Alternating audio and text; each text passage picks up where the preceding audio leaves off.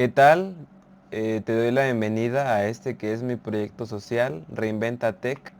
Este video va enfocado un poco de las bases que debes de conocer antes de que empezar a programar. Los temas que te voy a presentar a continuación considero que son pues piedra angular de lo que vamos a ver un poco más adelante en los próximos videos que iré subiendo gradualmente. Y nada, vamos a empezar por lo que viene siendo la historia de la programación.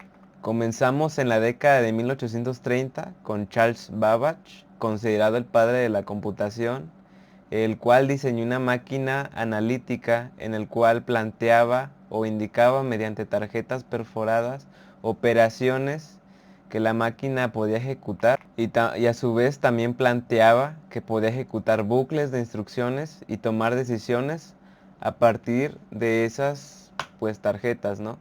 El primer lenguaje de programación utilizando fue la máquina de lenguaje, la cual consiste en instrucciones dadas mediante código binario, ceros y unos.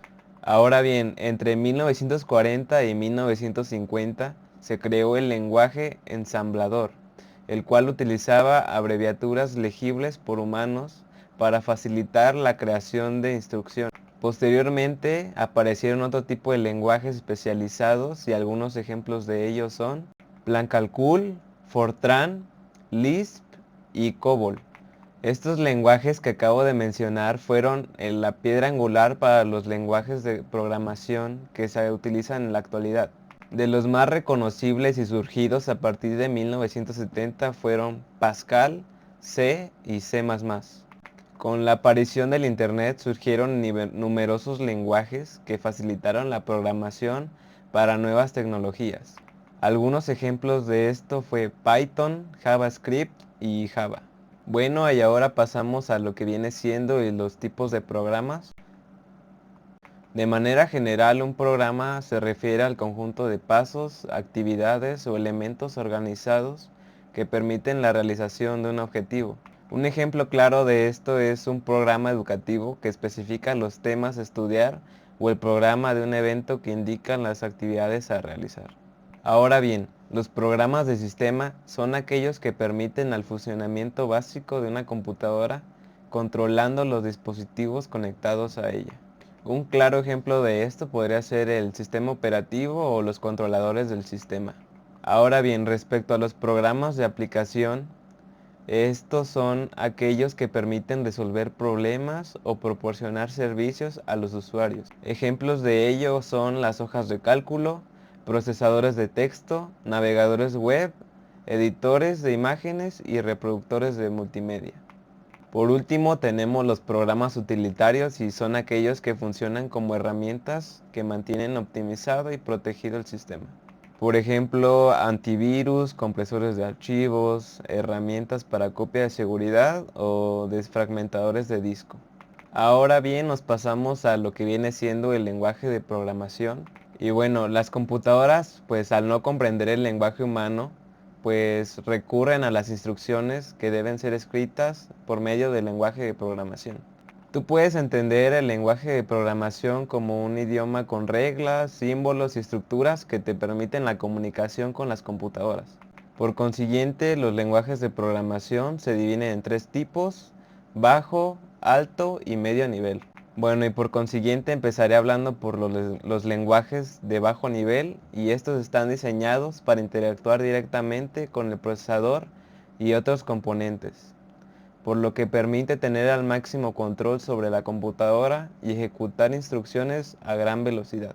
El inconveniente que tiene este lenguaje de programación radica en que es extremadamente complejo y puede fallar en computadoras distintas a la computadora donde se programó.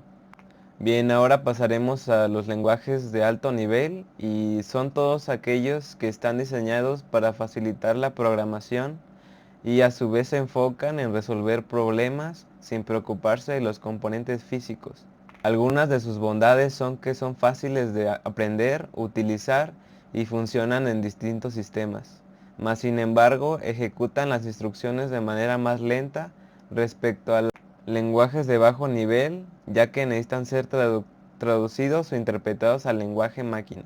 Por último tenemos los lenguajes de medio nivel y estos combinan características de lo que viene siendo el lenguaje de bajo y alto nivel, un poco balanceando la facilidad de su uso y el control de los componentes físicos, por lo que ejecutan las instrucciones de manera más rápida que los lenguajes de alto nivel, mas sin embargo su uso suele ser más complejo. Y bien, en la parte inferior les dejé algunos de los ejemplos de cada nivel. Respecto al bajo nivel tenemos el lenguaje máquina y el lenguaje ensamblador. En el alto nivel tenemos Python, Java y C. Por último, en el medio nivel tenemos el lenguaje C, el lenguaje C++ y Basic. Ahora bien, hablaré un poco de lo que se trata en los lenguajes compilados, y estos corresponden a una categoría de los lenguajes de programación en donde las instrucciones escritas son convertidas completamente a código binario antes de ser ejecutadas, por lo que podríamos entenderlo como un traductor entre el lenguaje y el lenguaje máquina. Es un programa llamado compilador. Unos ejemplos claros de esto son C, C++, Rust y Go. Bien, y ahora el proceso que realiza el compilador para un poco traducir las instrucciones al lenguaje máquina, pues es el siguiente. En el primer paso tenemos el análisis léxico, lexing o tokenización. En este paso el compilador descompone el código en bloques pequeños conocidos como tokens, y en este paso se elimina todo el contenido innecesario para la ejecución del programa, como los espacios o los comentarios. En segundo lugar tenemos el análisis sintáctico o parsing. El compilador organiza los tokens en una jerarquía llamada árbol de sintaxis abstracta, por sus iniciales AST. Hace esto con el objetivo de verificar que el código se haya escrito pues siguiendo las reglas de estructura del lenguaje, y a su vez en este paso se detectan errores como los paréntesis sin cerrar y la falta de puntos y comas. En el tercer paso tenemos el análisis semántico, y es donde el compilador comprueba que el código tenga sentido lógico. Y también en este paso se detectan errores como intentar sumar números con letras. En el siguiente paso tenemos la optimización, la cual pues hace que el compilador mejore el código para hacerlo más eficiente, y también en este paso se aplican acciones como simplificar expresiones matemáticas o eliminar código redundante. Esto ayuda a todo el proceso, por lo que se traduce en una ejecución más rápida y que consume menos recursos. En el paso 5 tenemos la generación de código intermedio, en el cual el compilador traduce el árbol de sintaxis abstracta, por sus iniciales AST, a un formato intermedio, es decir, una interpretación de bajo nivel, pero sin llegar al lenguaje máquina. En el penúltimo paso tenemos la generación de código máquina, en el cual el compilador traduce el código intermedio al lenguaje máquina. Y también en este paso se asignan registros de procesador para la ejecución, y se traducen las instrucciones al código binario, generando un elemento conocido como archivo objeto. Y para finalizar tenemos el enlazado o linking en inglés, y se combina el archivo objeto con otros elementos para generar la ejecución final. Bien, ahora pasaremos a lo que viene siendo un lenguaje interpretado. Bien, entendemos al lenguaje interpretado donde las instrucciones se traducen y se ejecutan línea por línea, a diferencia de los lenguajes compilados que traducen todo el código antes de ejecutarlo. Al programa que permite realizar, la traducción línea por línea se conoce como intérprete. Algunos ejemplos de este tipo de programas pues sería Python, JavaScript, Ruby, Lua y Perl. Y bueno, el proceso más común que realiza un programa intérprete para traducir las instrucciones al lenguaje máquina es el siguiente. En el primer paso tenemos lectura del código fuente, en el cual el intérprete lee el código que especificaste para la línea que va a ejecutarse. En el siguiente tenemos el análisis léxico o tokenización, el cual el intérprete descompone el código en bloques pequeños, conocidos como tokens. En este espacio se elimina todo el contenido necesario para la ejecución, como los espacios o los comentarios. En el tercer paso tenemos el análisis sintáctico o parsing, en el cual el intérprete organiza los tokens en una jerarquía llamada árbol de sintaxis abstracta, por sus iniciales en inglés AST, para verificar que el código se haya escrito siguiendo las reglas de estructura del lenguaje. Por lo tanto, en este paso se detectan errores como los paréntesis sin cerrar y la falta de puntos y comas. En el penúltimo paso tenemos el análisis sintáctico, en el cual el intérprete comprueba que el código tenga sentido lógico, y también en este paso se detectan errores como intentar sumar números con letras. Finalmente tenemos la ejecución de instrucciones, en el cual por último el intérprete traduce el código de la línea al lenguaje máquina para que se ejecute de inmediato. Si por cualquier situación el intérprete encuentra un error durante la ejecución, detendrá el programa y mostrará un mensaje en el cual diga que hay un error.